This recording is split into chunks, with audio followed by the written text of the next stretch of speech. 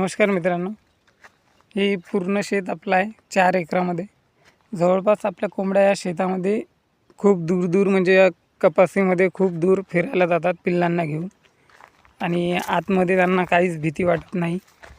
हे जे सर्व कपाशीची लागवड केलेली आहे इथं 10 याच्यात त्यांना 12 वाजता दुपारचे 2 वाजता कधी पण यांना या पराडीमध्ये सावली मिळते आणि सावली मिळण्यामुळे त्या या पराडीमध्ये शांतपणे आराम पण करतात आणि इकडे बाहेर खूप दूर लांब असे फिरत येतात. बघा आता ही कोंबडी 12 पिल्लांना घेऊन बघा किती दूर आलेली.